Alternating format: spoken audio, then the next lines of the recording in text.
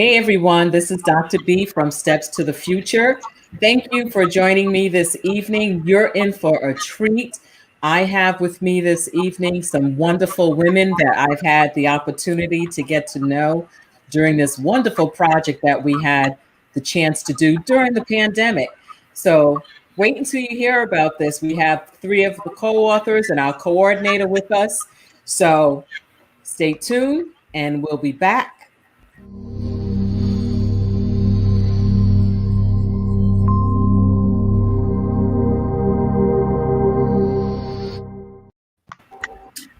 Okay, folks. So let me bring on my folks. So we had the opportunity, thanks to Dr. Anissa Short, to take part in this absolutely fantastic project. So what I'm going to do is I'm going to let Dr. Short tell us about the project. I'm going to put you on the spot. Thanks so much, Dr. B. Yes, so excited to have the opportunity to be on your show, on your podcast. Well, as already stated, my name is Anissa Short, and this project is a baby of mine. Last year, just before COVID hit, I had the idea to write an anthology, and the title was to be Becoming the Shero. The objective of the project was simply to share stories from everyday women, from women from all walks of life, on the practicality of life, how we all are in some capacity, in some way, are sheroes, or maybe to even share the story of someone else who made a difference in our lives. And so when I got the idea, I put out the All Points Bulletin looking for people who are willing to join me on this journey. And I was fortunate enough to have 14 fabulous women to say yes to the opportunity. And when I tell you that this experience has been like none other, we have collaborated. Everybody's story came together beautifully. We were able to subdivide the book into segments that made sense. When I tell you these women are literally from the West Coast of the United States all the way to the Virgin Islands, we have stops in between. And so I'm excited for them to not only share with you how this book has made a difference for them in the way of being a participant in the creation of it, maybe a snippet, a little peek into their chapters. But just know that when we talk about becoming a shero, what we want to convey to everyone who reads the book is that all of us, in some way, at some time, made a significant difference. We are looked at in the eyes of others as being phenomenal women, heroines in some capacity. Our lifestyle, our testimonies, our transparency is what is a testament to us being actual sheroes. And then, of course, there are others, as I've said earlier, that were a part of our lives, whether it be our mothers, our grandmothers, mother figures, teachers, people in our community who have made a major impression on our lives. And they too are sheroes. Contrary to what they say in the movies, the everyday woman is a shero. They are not created. They are not some fictional character from some moon or a planet from far, far away. They live in our neighborhoods. They attend churches with us. They work with us. They are in our families. And yes, you too are a shero. So Dr. B, thanks so much for allowing us again an opportunity to share information about this book with your audience. And hopefully they can secure their copy from whichever lovely face they see on the screen. I love the way you said that. Yes, you can definitely get a copy from one of the co-authors that you currently see on the screen. So I'm going to move over to Ms. Hendricks and let her tell us a little bit about herself and something about her chapter without giving it all away. Oh, that's so hard to do. Well, I'm Munch Shiley with XL Books, and I had the privilege of being on this project, Becoming the Shero. I want to thank you, Dr. Anissa, for creating the opportunity so that I could be a part of it. And thank you, Dr. Belinda, as well, for just having me on today.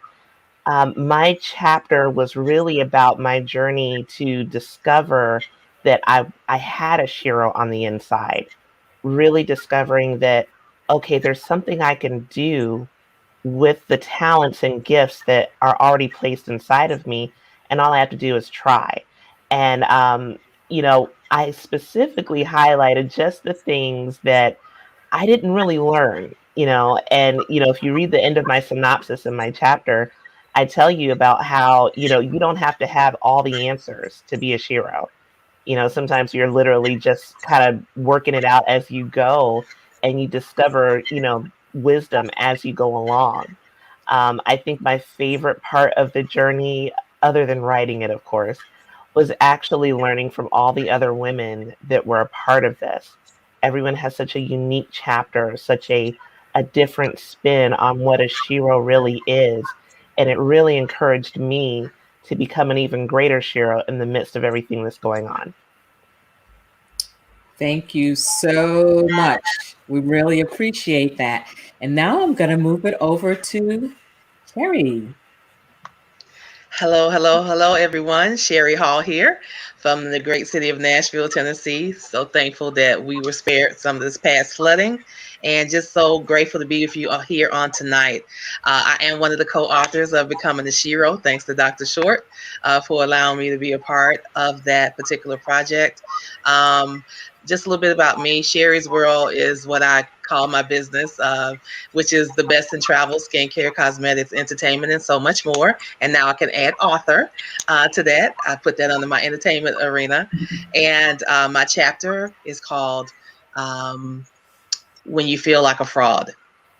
When you feel like a fraud.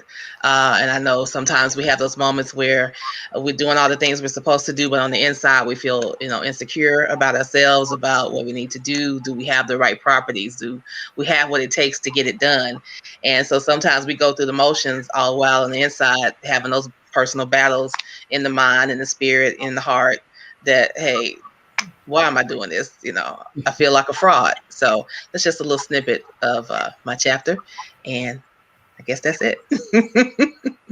Thank you for sharing that with us.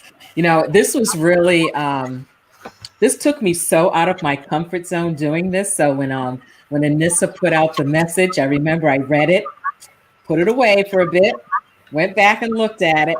And I remember saying that this is a time for me to challenge myself. I'm always telling my students to move out of their comfort zones. Writing anything about myself, putting it out there for everyone else to read, that's really out of my comfort zone. But I said, we were in the middle of a pandemic, so everybody was trying something new and different and trying to figure out how they could best use their time. So I said, let me sit here and do it. And it was interesting because then one of the things Anissa asked us to do was to share it with other people and get some feedback. And the feedback I got was really positive. And some folks said, hey, I didn't know that part of your story. And then someone else said, I'm glad you shared that because that's helping me move to my next place. So mine was about, and mine's called Finding Myself. And for those people who know me, I'm from Rhode Island. I don't necessarily claim North Carolina as home. It's where I live. So mine's about that transition. It's about that transition, moving from one state to another, moving from one culture to another, because coming from New England to the South, that's an eye opener right there in itself. Coming to a place where, I've worked since I was 13 years old. So coming to a place where you're all of a sudden unemployed and people are acting like you're unemployable. So that's what mine's about. It was really about trying to find myself during that time. And the interesting thing is when Dr. Short asked us about doing this, I was actually celebrating. I don't know if that's the right word for it, but I was, celebrating a full decade of living in North Carolina. So it was kind of a little anniversary going on there. So that's my chapter, Finding Myself. Of course, if you want to read more about it, you can contact me and I'll make sure you'll get a copy. Now, Anissa, I'm going to go back to you. On your Facebook page, you are the work from home CEO. So could you tell us a little bit about that venture and why you came up with that particular title? Yes, I can do that. Let me see how the best way for me to explain it is just to say that since 1999, I have had a home-based business since 1999. I was still gainfully employed with the federal government at that time, but I started a home-based business venture within the direct sales industry. And it was just something that But see, I really considered it to be something that was going to be very part-time in my life. It was one of those things I was going to do for a season and then quit. Well, here I am 21 years later, and I'm still doing it. And what I love about what I do is not the association necessarily with the company for which I represent, which I do love. I love everything about the company that I represent, the products that I offer. I love everything about the customers that I have the blessed opportunity to service, as well as the girlfriends that I've met along the way. But one of the things I gained in the process of being an active participant working from home is I gained a greater appreciation for the industry of those who work from home. Many people don't know that the work from home industry is a $400 billion industry. And the direct sales industry, for which I am a part of, has generated on average about $30 to $36 billion a year since at least 2008. But I sat down with my business degree and my business mind and thought about the magnitude of that and looked into things a little more carefully. I realized that approximately 75% of those who are participants in this industry are women who work from home part-time. Some of them are gainfully employed, just like I was when I started, but they are in their part-time investments creating this type of revenue in the United States economy. Then I took it a step further and realized that a lot of times when your local chamber of commerce or local events are held in the community and they talk about small business, they don't always factor in the home-based business industry. People who are quote, don't really work. They just sell such and such and such, right? So I took it upon myself to then take things another level. I've been participating in the industry, but in the process of doing so, and especially after moving to North Carolina, I met a lot of other great women who did other things. Some are in direct sales with other companies. Some are very much maybe like seamstresses or bakers. They had their own thing going, and they worked within their homes, and they provided an excellent product and or service, but they did not have the support system that I have within the company for which I represented. They somehow or another, somebody told them I was smart, I guess. I don't know, because what happened is they started calling me for advice. A lot of them did. They would ask me, what should I do in this situation? How do you do this? I don't understand how, could you give me some tips on how to improve in this area? And so the work from home CEO was then born because I wanted to create a platform that would give me an opportunity to support other women who may not be in the same business that I am, but who are very much a part of the home-based business industry, so that I could then pass along the tools, the tips, and the nuggets that I've gained over the years via my own venture, but also with my degrees. I have several degrees in business and administration. And so I'm able to take all of that and encapsulate it in packages for other people, whether it be a webinar, a workshop. I've hosted virtual conferences, and of course, I've written books to support. So when you call me the work from home CEO, I mean practically through my direct sales venture, as well as the contractual work I do often every now and then with other entities. But I also do it under the venture, under the auspices of being a source or resource for other home-based business owners, whether it be my literary works or workshops or speaking to women that are in business. So that's who I am. That's who the work from home. I am your friend. I am your neighbor. I'm the work from home CEO. Thank you so much for that. So the reason I wanted you to talk about that, and I'm also going to ask Monshiley and Sherry to also talk about their entrepreneurial stories, because as you said, the amount of revenue from home-based business, just the amount of revenue from entrepreneurs.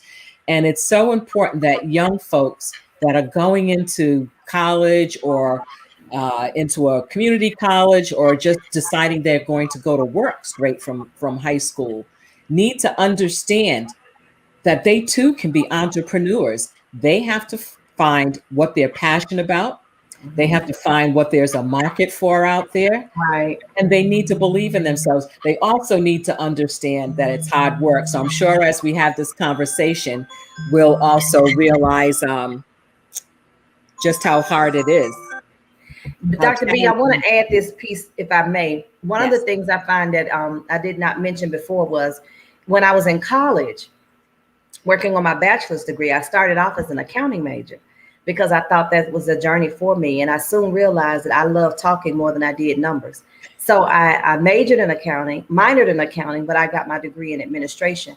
And I wasn't sure what I wanted to do. I wasn't sure if the marketing advertising side was best for me, if it was going to be, project management or operations. So I just did a general business administration, and I took a little bit of everything. But I could tell you right now that I remember exactly where I was on campus of my college, my small HBCU in Memphis, Tennessee, Lemoyne College. And I remember saying I wanted to be a consultant of sorts, and I wanted to work with women. And I wanted it to be in the field of business, but I didn't know in what capacity. So long story short, I had lots of jobs, several jobs in various business related fields, sales, banking and finance, manufacturing and things of that nature. I worked for 12 years with the federal government. But what those experiences did, they prepared me to work for myself. So I can talk and speak about customer service and sales techniques and talk about the wholesale retail relationships because of all the work experience I got.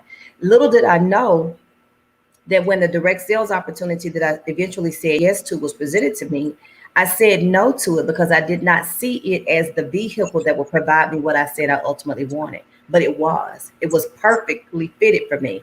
And it wasn't about the sale of the product as much as it was about helping other women create success from home. And so I am just that. I'm a consultant working for women in the field of business. Never would have imagined it would have come about the way it did, but I'm thankful. And so to your point with regards to college students, those who are not quite sure, don't fret the fact that you aren't sure where you want to land. Right. Follow the yellow brick road, and sometimes you'll get detoured and get redirected, but none of it will be a waste because you'll be afforded opportunity to build on a skill set that you did not know, to strengthen the skill set that you do have, and then all of that will pull together eventually and just make sense and be able to propel you to another place that you may not have even imagined. So yes, I wanted to be a consultant of sorts in business, had no clue what. I went all the way around the mountain, seems like, but I'm doing what I love. And I'm working from home, and I, set my own schedule.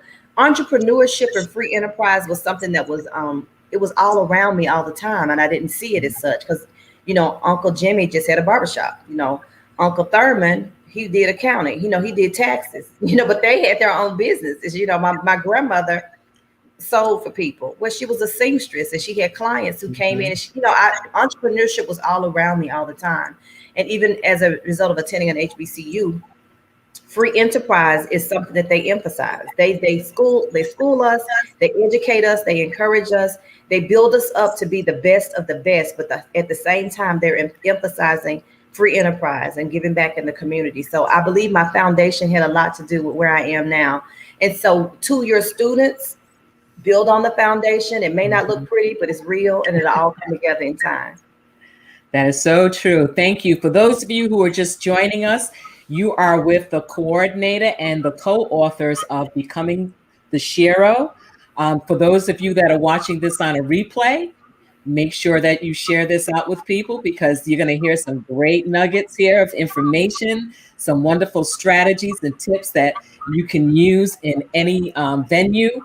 And you need to have these conversations. Make sure you get together with your girlfriends, grab a cup of tea, a cup of coffee, watch it on the replay, and take back some of those lessons. So now I'm going to move over to Monshiley and tell us about your entrepreneurial journey and who you are. Okay. My journey is something else. I actually started my business, believe it or not, from a suggestion of a Mary Kay consultant, very much like Anissa. But it was not Anissa. I didn't meet her fabulousness until later. I was young. I had just had my first kid, and I noticed that people around me really liked how I worked with Excel spreadsheets. So if anyone really knows me, I get extremely happy when I can make a spreadsheet online. It just makes my whole day. And I do things with it that are easy to me, but when people look at it, they're just blown away. And it got attention. And I had one after another coworker come to me and say, "Can you teach me how to do that? Can you make one for me?" Do you have a business? I hadn't even thought of having a business. And I thought, well, let me dabble in that. And because what made me happy was Excel workbooks, I named my business Excel Books because that's what makes me happy. Um, Through my journey of business, oh my goodness, I have discovered that I started listening to the people that I was working with. And this was something that has really paid off for me over the years. I started off just making the spreadsheets, and then I started paying attention to what else was going on in their world.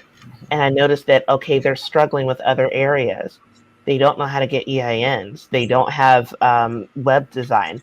They don't have their business cards. They don't know how to do marketing online. They don't know how to make flyers. They're getting all this wonderful wisdom from people of what they should do, but no one's doing the work for them or pointing them to a resource that can do it for them. And that's when I said, okay, my business is about to expand. I want to eliminate that technology gap. I want to eliminate the understanding gap between starting a business and getting the tools to really make it, come off the ground. And so that's when I started adding all of my services just to kind of really be a business support for those who either have a business or are aspiring to have one. Thank you for that. So, folks, you heard what she just said. She took us what we think of, well, some of us may think of, oh, Excel spreadsheet. Everyone knows how to do Excel. No, that is not true. That is not true. I can do basic Excel, very basic. I cannot do all of those formulas and all of those other layouts and stuff. So I really applaud you on taking something that seems like a small idea, but expanding it into a business. You're providing a service for people that most people wouldn't say, oh, I could have turned that into a business or into a service. So again, students, even those who are thinking about going back to school, those who are thinking about changing careers, those that are going into their third careers, look around you, see what people need, see what type of services people may need out there. What skills do you have that you can then turn into something that might be profitable? So think about that. So Sherry, tell us your entrepreneurial story. I talk a little bit about it in the book, but I will, I guess, expand just a little bit more here. I honestly never really thought of myself as an entrepreneur. I didn't even think along the lines of, the type of business that I would ever want to have. I was a career girl, at least in my mind. I was really planning to stay with the same company until I retired. And I think if certain things hadn't transpired, I probably still would have been there, still working for them, retiring with my 30 or 40-year pen. Yes, I know I look like I'm only 20. No, just kidding. But I probably would have. But, life always has its turns, and the yellow brick road that Anissa spoke about can be very interesting. That's for sure. Watch out for flying monkeys. No, just kidding. So my thing came about, I had my first son in 97. By this time we had moved to Nashville, and I was thinking of what could I do, that eventually one day I could, stay home. Of course, I knew I was going back to work, which I did. And I did the 12-week, FMLA like most folks will do. But I was still always thinking about it. Around 99 is when I found out I was expecting my second son. And it really kind of came back to me again. So there are three things that I love. Food, music, and everything connected to music, and travel. Food, I knew probably wouldn't happen because I love to eat it, but I don't like to cook it. You know what I mean? And I did think of things like, I would love to own what I felt at the time, in the 90s, Bob, I think his name was Bob, the Wendy's guy, he was still living. So I thought Wendy's would be a great company, or, maybe, I love chocolate and cookies and stuff. So maybe, one of those, kind of companies. But again, I knew I probably wouldn't want to have to deal with that per se. Music was what I first turned to. I love to do background. I do sing and I do, lead, or whatever, but I really prefer a group studio work. So I was really hoping to do that. And being in Nashville, I was like, oh, this should be great. Well, it's not as easy as you think, because people do get used to working with with people that they know. So then they have a tendency to call on the same people. So I would get a hit here or there. And just when I would think, okay, great, this is it. This is the beginning. It's going to finally happen. And it'd be 2 years, before I get another call. So I knew that couldn't be, at least at that time, a business on its own. So I also met my skincare and cosmetics person that Anissa is very familiar with. And I love the product, started using the product. And she would ask, do you want to, be a rep? I'm like, nah, I'm good. I'm good. Well, let's dial it forward. By 2000, I had my second son, and I still was doing music here or there. I did decide not to go back to my regular job at the time, but then I ended up working for another nonprofit anyway. So I should have just stayed with the one that I was with. But each time that life would happen, whether it be a layoff, whatever, I would always go back to, I can work, for myself. So dial it forward to 2005, and I decided to become the skincare representative. Again, thinking this is really crazy. Why did I want to do this? But I did it. By this time, she lives in another city, but we made it work. I had my adoptee directors or whatever. But I still felt like something was missing. What year are we in? 2021. So 2016, I got an opportunity to become a travel advisor. And I haven't looked back since. That is my love. And I still love my skincare company. I'm never going to leave it, more than likely. But travel, I have to admit, is what puts that smile on my face, and food. But travel really puts the smile on my face in addition to music. Also back in 99, I forgot to mention, I tried to do like an online store. I've always wanted to have a store. I don't know why. I've always wanted to have one. And my husband gave me the name Sherry's World. He said, why don't you just call it Sherry's World? I'm like, that's cute. I like it. So I've stuck with it. I had the URL, and didn't realize at the time what a blessing that was for me to get that URL back then, because there's some other names out there similar to mine.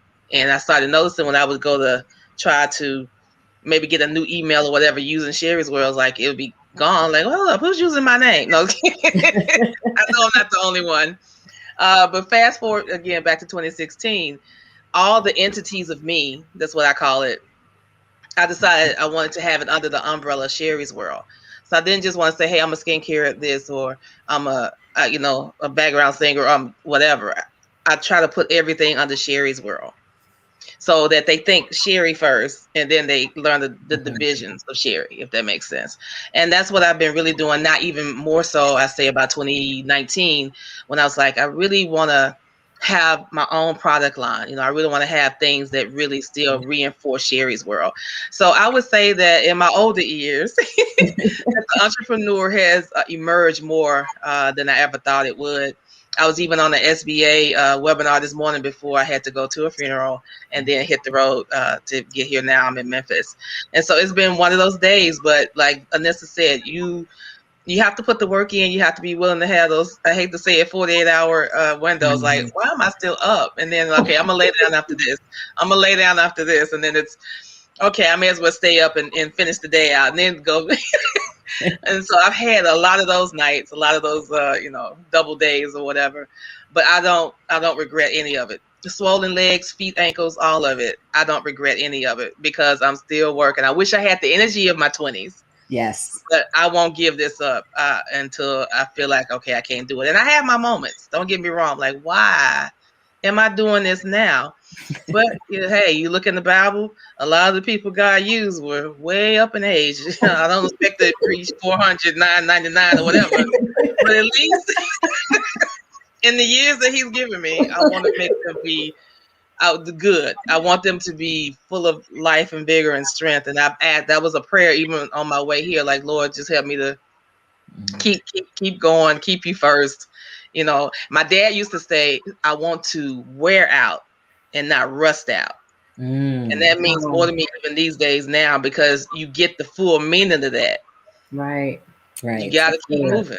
That's mentally, good. physically, spiritually. You got to keep moving. That's even good. though this chair feels real comfortable and I can go to sleep real quick. I got to get up out this chair and keep moving. So Anyway, that's me. I No, am. I'm gonna say one other thing. Anissa put me in the area of the book called Women Who Think Differently, and I really hadn't thought about it, but I guess I really do.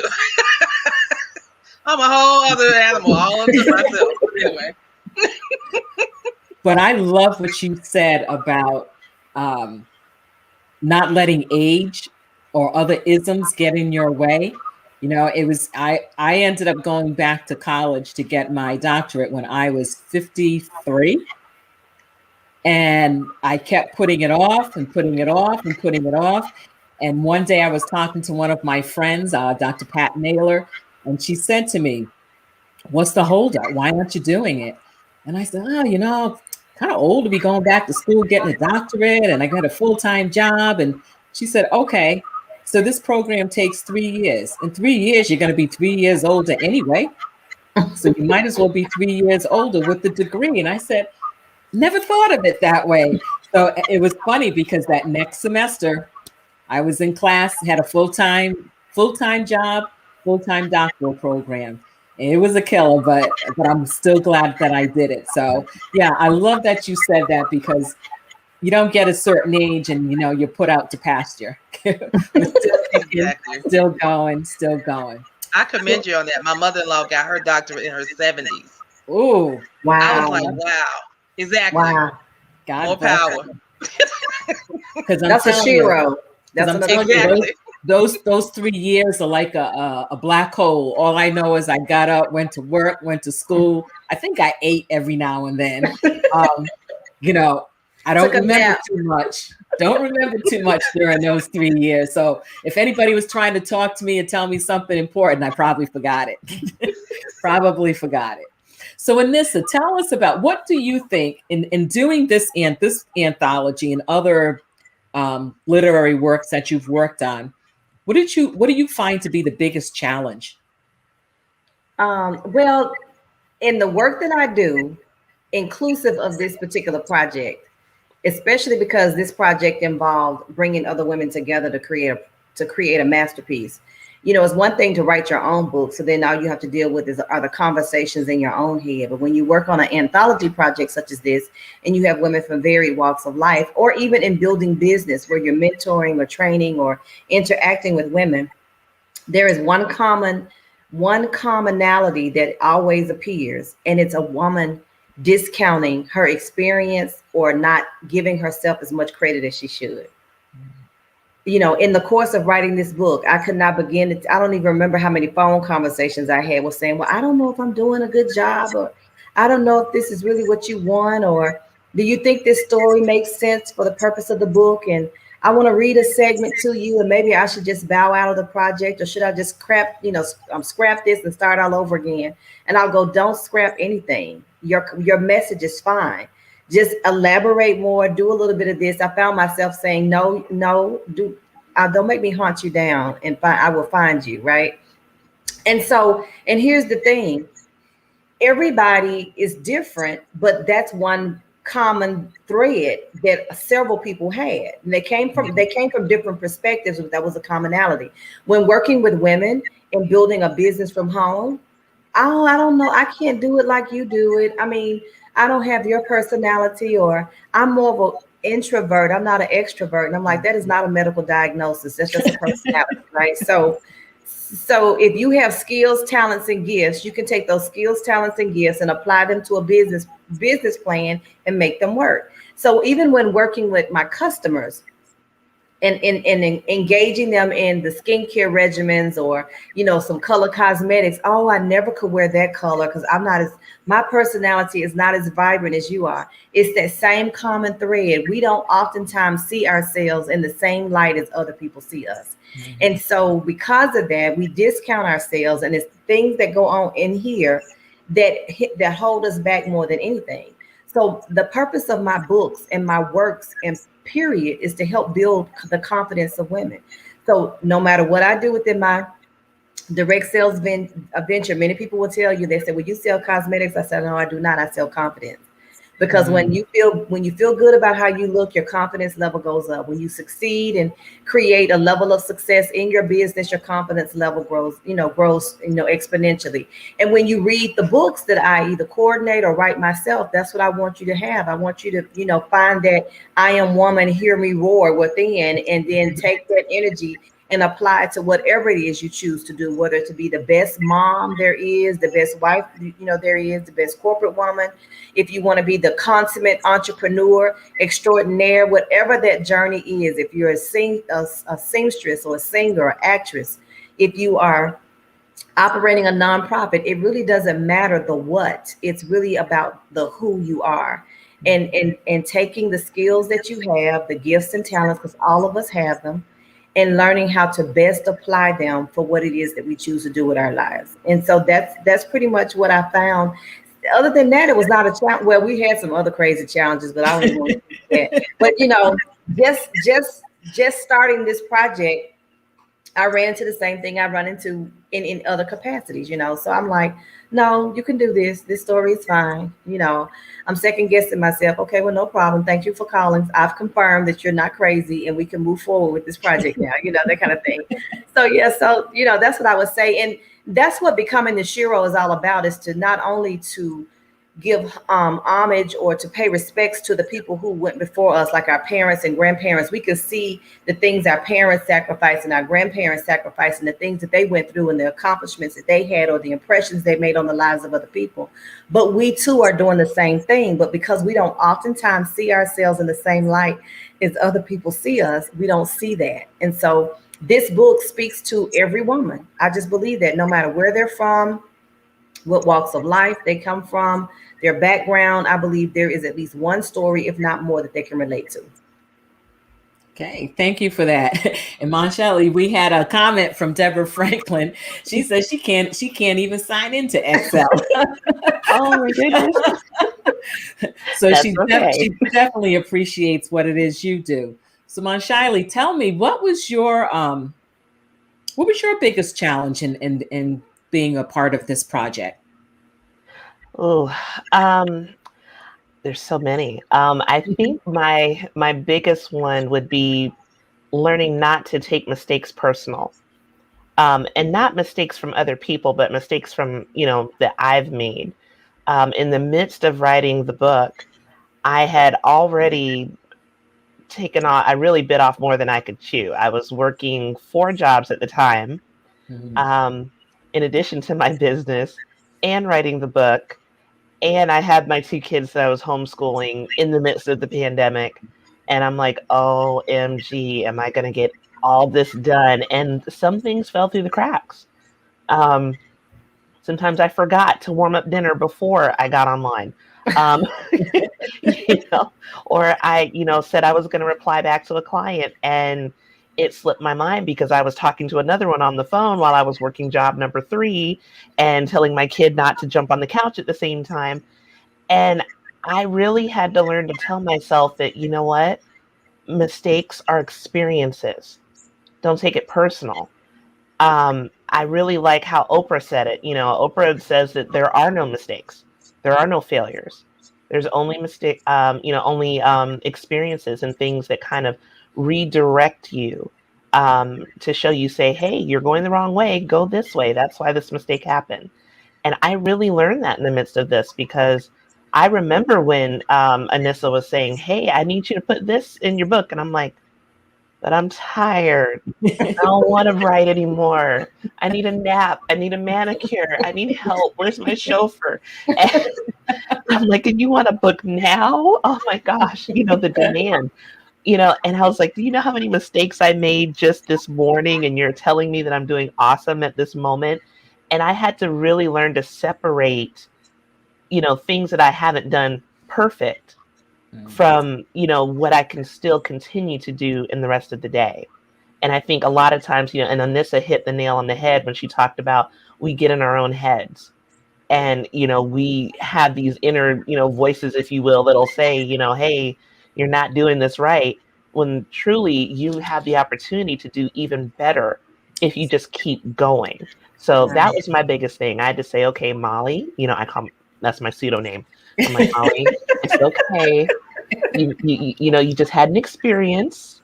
Let's go have some more experiences. That is so good. I hope all you folks out there listening to this are writing down your notes. But if you're missing your notes, you can always watch this on a replay, because you just heard some fantastic advice there. And it's something that you can use in whatever situation that you're in right now. So now I'm going to move over to Sherry. So Sherry, what did you learn from this whole process? What stood out for you? Oh my goodness, that's a loaded question. Like Monshali, I was like, why did I agree to this book? Why did I let Anissa talk me into this? Who told me I was a writer? Of course, maybe I want to be a writer. So all these things are going. And when the title came, I was like, God, I can't make that the title of my book. People are going to think I'm crazy. And when I tell you that title would not go away, it was like every time I was like, I would try to write down, alternative things. And here's a subject to talk about. I kept going back to when you feel like a fraud. And I was one of those people who called Anissa, like, girl, please, I don't think I need to be doing this. Let me buy out now. You find somebody to replace me. I mean, I really was trying to get out of it. And she talked me down off the ladder, off the roof, off the whatever it was. I was all off the ledge. And said, people need to hear what you have to say. Everybody doesn't think the same way. It's not going to say the same exact thing. You might be in the same area, but everybody's going to say it a little differently. So I'm glad I stuck with it. I think it definitely was a stretching exercise for me. This book, along with a few things happened in 2020 before the big thing happened in 2020, but a few things happened. And I think it was all meant to stretch me. And there's something I try to do. I I think we all have our own way of checking ourselves. We kind of listen on the inside. Okay, should I go? Is this you? We all kind of have a way of doing that. And I did that about the book. And I did that about a few other things that I did in 2020, which I think has prepared me for where I am now in 2021. Does that mean that I don't still have my moments of doubt or, like, what are you doing? But I trust the source, not the resource, but I trust the source and know that he wouldn't allow me to do something that I didn't need to do. Now, that doesn't mean I make every decision right, not by a long shot, but I try. And I think he appreciates, how the old folks used to say, you take one step, he'll take two. Mm-hmm. He's definitely been doing that. Even in this last week, I had some things to blow my mind. I'm like, I see you, God. Okay. So I guess the biggest piece, I talk in paragraphs and I apologize, but I think the biggest piece is that I've been stretching myself even more and having confidence in myself and trying not to be disappointed. I'm human, but trying not to be disappointed if I feel like I'm not being supported by people that I thought should or would. I need to make sure that I rely on my source above everything and trust that what he's putting in me is for me, and just move forward. Just keep it moving. They support you, don't support you, doesn't matter. And it was funny, even when we came on here, just as clear as day, I heard, and his own received him not. And I'm thinking about that because, we're going into, Good Friday and Easter week. But that really applies to us, especially as entrepreneurs. People won't receive you in your own home, in your own city, whatever. People that know you and should know better, they're going to sit back and watch. People who don't know you will trust you and take you forward and share and everything. And so don't get caught up in that either. But do know that what you have is for somebody. What God has for me is for me, but what you have is for other people, or he wouldn't have given it to you. Let me just stop before I go too far on that. But yes, believe it in me. And I thank you for that confident thing that you said. I don't sell cosmetics. I sell confidence. I'm still in that. I know. I love that. I love that. It's when you said that about there's something that we're all doing that's for someone. I remember when I first moved here, I just kept saying, why am I here? Why am I here? And one of my late friends, who was from Fayetteville, but she passed away a couple of years ago, and we went to the same church, and she used to always say to me, God brought you here for a purpose. You just need to learn to sit still and listen. You're here for a purpose. You need to stop fighting it. And I said, Deborah, cut it out. I don't want to hear it anymore. I just want to go back to Rhode Island. I don't know why I'm here. What am I doing in the South? It's too hot. I can't deal with this. I need to go see my kids. I hate this. What am I doing? She kept saying, you're not being still. You're not listening. And I remember when I was sitting there, I actually was sitting out on the porch one day and trying to get my chapter started. I said, all right, Anissa gave us a deadline. And I would look and I said, oh, Lord, let me get going. She's going to be getting on me because I said, I've got 3 words on this paper. I said, and that's not going to work. And I remember I was sitting there writing and it just, started coming. And I could hear Deborah saying, find your purpose. You're here for a purpose. Just do it. And it gave me when I thought back, I said, my God, I've been here for 10 years. And look at what I've created in 10 years. Something that I had no intention of ever doing. Entrepreneurship? Are you kidding me? I never took a business class in high school. They didn't even let us they didn't even let my group take typing. So I couldn't type when I got to college. I was doing that hunt and peck type thing. And I remember saying, what do I know about running a business? But then I turn around and I'm like, wow, here we are almost 10 years later, loving what I do because it allowed me. I love what you were saying, Sherry, how you took everything and put it under one umbrella. So you took your travel business, you took your skincare business and your other interests and put it under one umbrella. And I said, when you were saying that, I said, okay, so that's what I'm doing. I put everything under the umbrella of education, but I'm doing, I have my private business. I'm working with one school as their college counsel with the high school, but then I'm also working with a college with the school counseling interns. So people will say, how many jobs do you have? And I'm like, well, they're not jobs. I'm doing what I love to do. I can just get up at 7 a.m, turn this on, and I say, okay, I'm not going to work yet. I'm not going to work yet because I need to go out and walk or do something else. Next thing I know, it's like 11 o'clock at night and I'm still messing around with something and I'm, or something to come up. So my good friend lives in California. She catches me when I'm on Facebook posting stuff because you know how it tells you that you're on Facebook, and she'll send me a message. It's 2 a.m. there. What are you doing posting messages on Facebook? And I said, well, I had this article and I knew if I didn't post it now and I'd forget about it later. She said, you need to go to bed.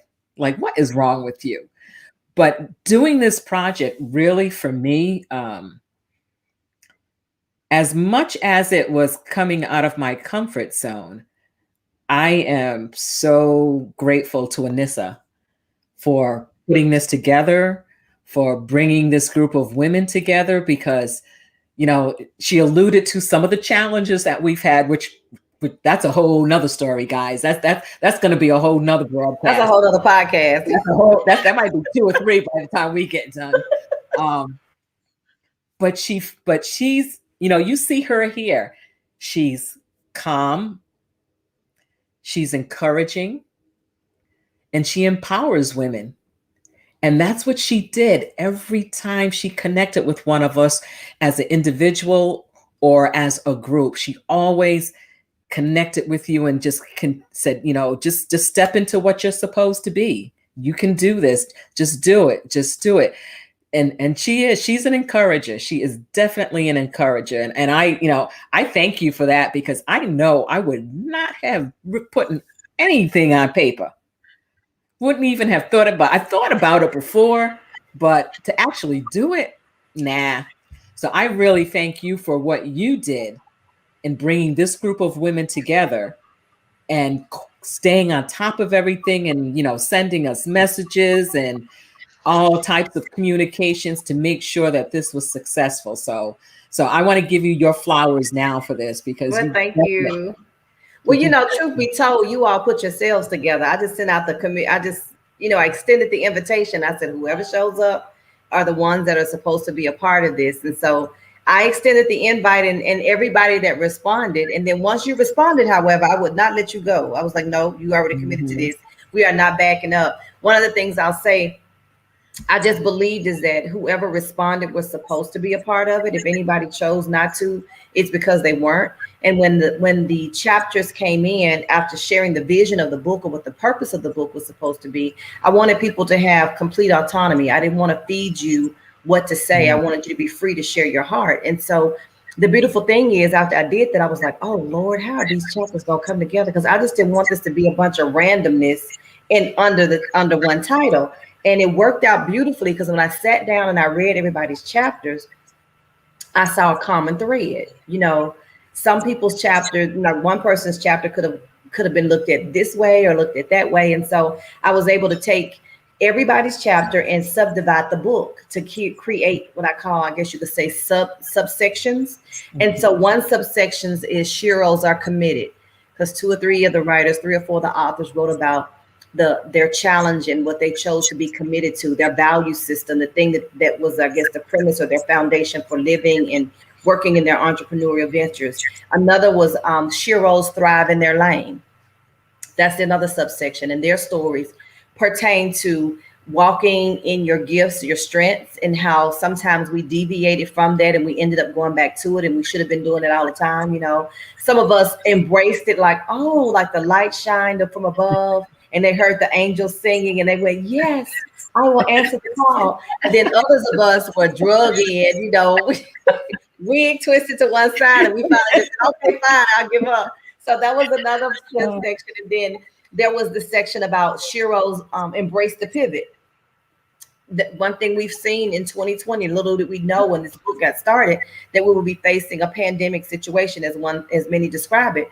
But when you are able to shift on a dime, you may not like the change that you're forced to make. And Belinda, you are a beautiful example of that. In moving to North Carolina, this was not your choice, but even though we may not embrace it immediately, as soon as we embrace the pivot, things fall into place and things begin to line up. And so that's what a Shero will do. She may not like the pivot that's required, but she'll make the pivot. And then the last subsection is Sheros think differently.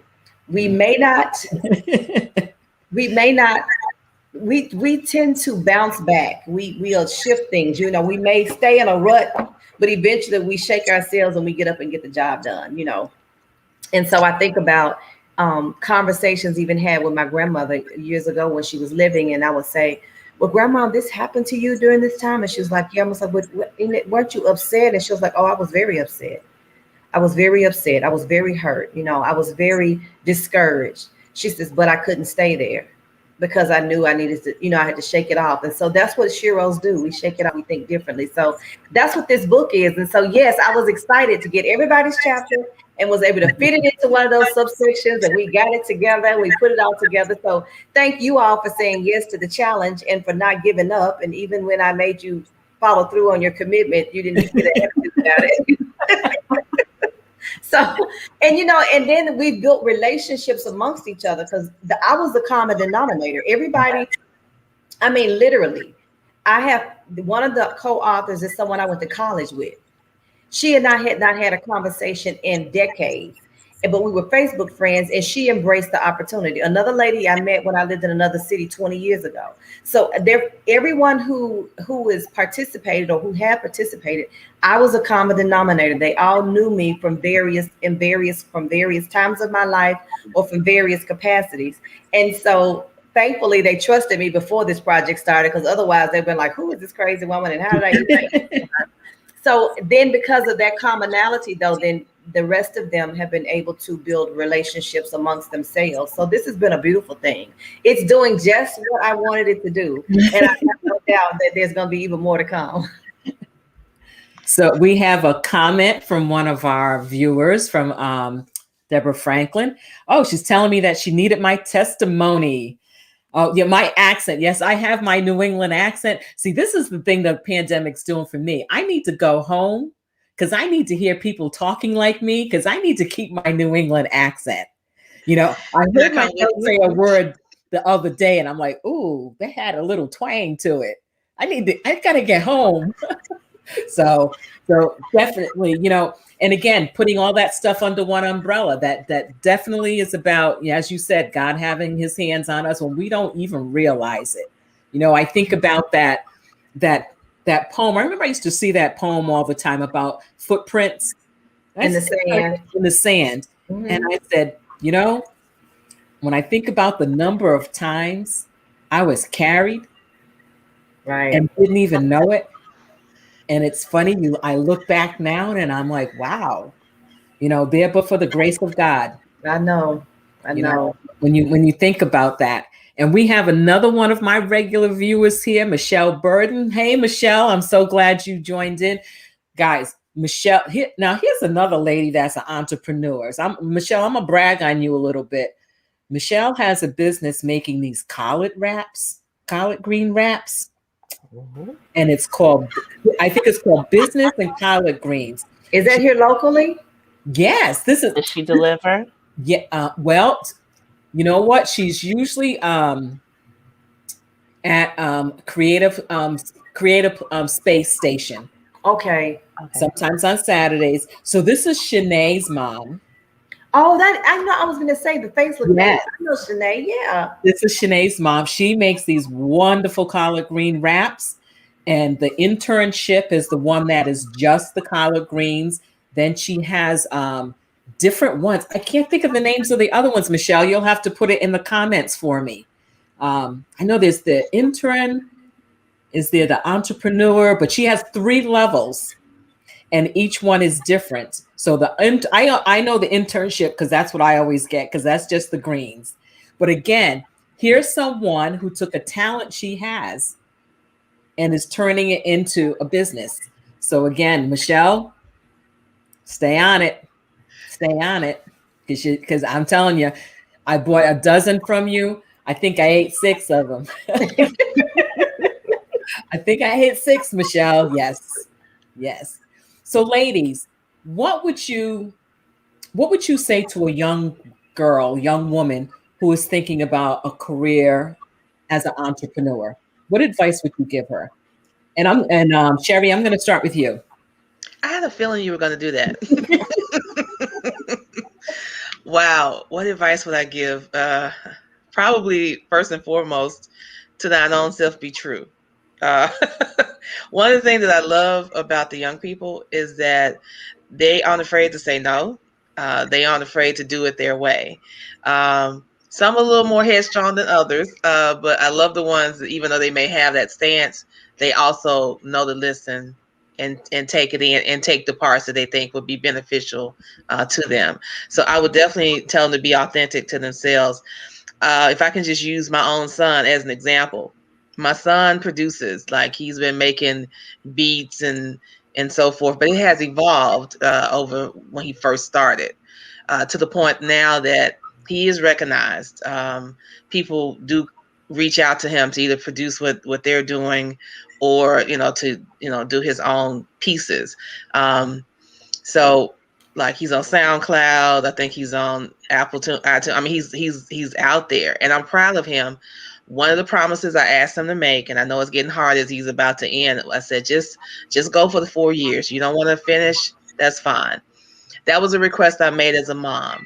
Now, seeing how we've pivoted just a little bit, especially with, the way the pandemic kind of made things like, you can work from home, you can work for yourself. You don't have to be in certain situations. I maybe would, if he had been in college now, just beginning, I probably would have been more lax or more open. Yeah, go ahead and pursue the music fully, baby. But I wanted him to at least have the degree behind him, at least have it. Whether he uses it per se or not, at least have it. And I said, and you never know who you may meet, because they're known for their music program and they're also known for aerodynamics, I think, as well. So like the air program, like I think they train pilots or whatever. So MTSU, that's where he is known for those 2 things. So that was why I just get the 4-year degree. And he's getting to the point like I honestly, mama, just want to walk away. I'm like, baby, you come too far. Because he took an 18-hour load and he's planning to do summer so he can come out in August. That's how through He is. He said, and I can't promise you you're gonna get them A's and B's. I normally get you. You might see a couple of C's and D's. Like, that's all right. Just come out. Just finish. Don't give up now. You're in the 11th hour, baby. Don't give up now. But I think he appreciates the fact that, that he did go there. Has made great contacts. He's worked with the library system, both here in Nashville, and I think up there as well. So he's known and he's got some great contacts. But you can already tell he's checked out a little bit. He's already where he's trying to get to mentally. But I appreciate him being a man of his word. So I would say to the young people, be true to yourself. It is great to have that degree if you can get it. Mm-hmm. But sometimes, at least these days, I think they're doing way better sometimes with maybe even a certificate in the area in which they want to study. Right. You know what I mean? So, But I don't know, maybe again, that's me thinking differently, but that's okay. That's okay. Probably what I would say. Okay. Thank you for that. Monshiley, what advice would you give to a young person wanting to go into entrepreneurship? Oh, I have so much. I'm going to try to give myself a 2-minute limit. So there's like 4 things that popped in my head. So number 1, I would say if you're currently in school and you're trying to get your degree, keep pressing towards it. The only limit you really have is yourself. I can say, I won't go into the whole story, but I'll say that I got my my bachelor's about 3 years ago, and I pressed through and got it in the midst of a divorce, a head-on collision where I lost a kneecap. I had 2 kids, and I was still working a full-time job, and I never missed an assignment. I kept pressing because I knew what my goal was. I knew that this was going to help launch me to where I'm trying to get to. And you really have to decide in your mind, the question of all questions is, how bad do you want it? It's not always going to be easy. But if you keep pressing, the reward is worth it.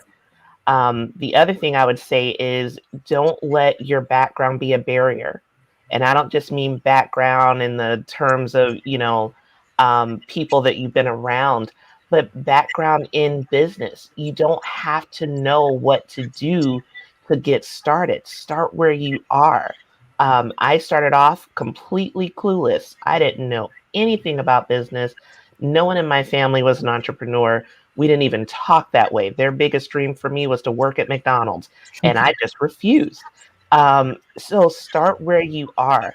And the last thing I would say is flow with the grace. People that know me, especially when I was a youth leader, they'll know that I say all the time, flow with the grace.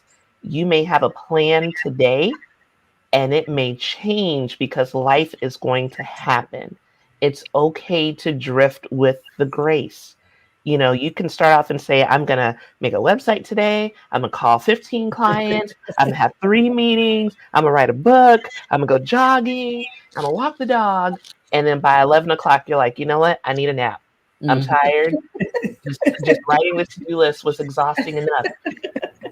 And sometimes it's okay to say, you know what? I need to rest today. Mm-hmm. One thing I've been very passionate about in business is there's this stigma going around that you have to sacrifice family and peace to thrive. And I just disagree with that. You can have balance. You just have to fight for the things that matter most to you. If you elevate business above, the people you care about, then they're going to get a shorter end of the stick. So you just have to really ask yourself, okay, which one matters the most? Okay, then I'm going to fight to keep that balance. So it is possible. You can thrive. You can have a business and have a healthy family and have a life. Just go get it. Okay. Miss Anissa. I got 2 points. 1, find a mentor and be accountable. So the thing about a mentor is not your compadre. It can be, but it needs to be a person who has the wisdom that you do not have, who has the foresight that you do not have. And then once you meet them, even when they challenge you and make you uncomfortable, be accountable. That's one thing that people in general. I'm not going to call any names, but I'll say personally for me, when I first got started, sometimes we think we know it all, and it doesn't take away does not mean you have less intellect. It does not take away your smarts. But when you have someone who has been where you want to go, and who have traveled the road that you're traveling, and they are where you want to be, it means a lot to not only just to listen to what they have to offer, but to also be accountable in serving them as well, because you're going to get a lot as a result of that connection and that relationship. The other bit of advice I will give is in finding that mentor or the person to be accountable for, don't take advice from anyone you wouldn't want to trade places with. There are a lot of people who I know have attained a certain level of success, but they did not do it with the level of integrity that I respect. They don't have the character because they may have dotted all the I's and crossed all the T's and made all the right connections, but they lack the integrity or character. And so while they are successful, I would not take advice from them because we don't have the same value system. So stand on the value system that you know to be true to yourself, as Sherry was saying. Stand on that value system and find someone who parallels, who matches that value system, and allow them to mentor you, because then you won't compromise when you don't have to compromise for success. There are some compromises that you have to make, but you shouldn't have to compromise what's most important to you, your value system. And then be okay as accountability partner. I've had people to call me on the carpet and I'll go, well, yeah, you're right.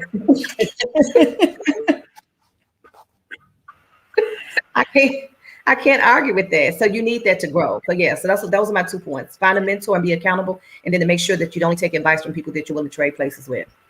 Oh, those are so good. Again, folks, I hope you're writing this down. If you missed it, you can replay it, because it will be here on this Facebook page. It'll be on the YouTube channel, and it'll probably be out on my LinkedIn account too. So you'll have multiple places to hear these messages. So one of the things I would say to young folks is one of my absolute favorite songs is by Jonathan McReynolds, and it's called Comparison Kills. Do not compare your chapter 1 to someone else's chapter 20. That is so good. Because young folks with social media, you see someone out there on social media and you're like, oh, why isn't my business like this? Or why isn't my life like this? Folks, let me let you in on a secret. People only putting stuff out there that looks good. They're not putting out there those days when things just are not going good. Like Anissa said, when the wig is off, half on and half off and stuff. So don't compare yourself to someone else. You are unique. Be your own self. Move at your own pace. Everyone has their pace. Everyone has a way to run this race for them. It's not the same. So really think about that. So you've got great mentorship. You've got not giving up, getting your education. Just think about that. So folks, these fabulous women have been talking for an hour, just dropping some really good information for you. So I really hope that, like I said, that if you didn't see this from the beginning, that you go back and you hit replay.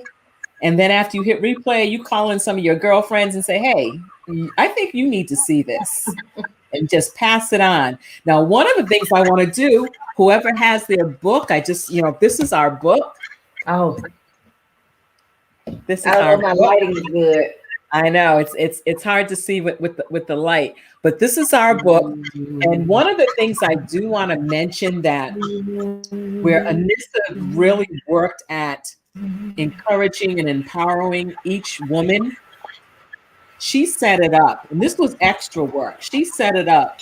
So even though there are 14 co-authors, she set it up so that every person, when they go to order their particular books, their name is on the front cover as the author. So yeah, I was walking around with my little name and say, this is me. And Belinda, if I may, I want to speak to their point, because typically with an anthology project, The coordinator is the owner of the book. And then we usually just feature the co-authors on the back. Okay. And I did that. But because I knew that there were so many that were involved in this project that had never written a book before, I wanted them to have the sense of pride of having their own book with their name on it. Now that has caused a little bit of a delay, but nevertheless, I believe it's coming through because we got 3 more that we're waiting on. But it was important to me to go outside the box. It's not uncommon for that to happen, but it's more common not for that not to happen. And so that was one of the things I said. I wanted everyone who took the time to trust me with this project, if they could, to have their own name on the outside. Everyone's book reads the same, but it was it would offer another level of pride and ownership to know that you had a book with your name on it. And then I knew I wanted this book to become a bestseller because, I started at the beginning calling you all best-selling authors. Mm-hmm. And so we did the campaign for that, and it did become a bestseller. So you not only have a book with your name on the front, but it is a bestseller. So congratulations, best-selling authors, for trusting me. You all are so smart. Oh, this has been a fabulous conversation. Let me see. We have another comment up here. Let me make sure. Oh, here we go. Deborah, I just love you. I don't know who you are, but thank you so much. She said she will rewind this tape and she will buy the book. Yes. Thank you so much. Thank you so much. And again, we really hope that this book will touch everyone in some way because there's a story there for everyone. I love quotes, and one of Maya Angelou's quotes is about, the toughest thing is having a story untold. And this was an opportunity for all of us to tell a part of our stories. So now that Anissa has gotten us started, we should all just be writing our little autobiographies or our little memoirs or take your chapters. You can take your chapter and elaborate on it. So you have the title of your chapter, make it the title of your book and add more to it. Ooh, okay. All right. Here we go. Here we go. Did you hear that challenge, ladies? Did you hear that challenge? I accept it. Thank you. Okay. All right. Ooh, a book about being a fraud. My God. Oh my goodness. My goodness. This has been a great conversation. I thank all of you so much for taking time out of your busy evenings to join me here with College and Career Conversations with Dr. B, the Sheros edition. Folks, make sure you look for the book. If you want it right away, contact one of the co-authors and we can make sure that you get your copy. And thank you so much for hanging in here with us. Thank you so much for those of you that are going to share this out with people. And thank you so much to my wonderful, wonderful, beautiful, talented, and absolutely amazing co-authors. So thank you so much, folks. And I will see you next Monday with another college and career conversation. Ladies, stay on for a minute, please. Bye, everyone. We'll see you.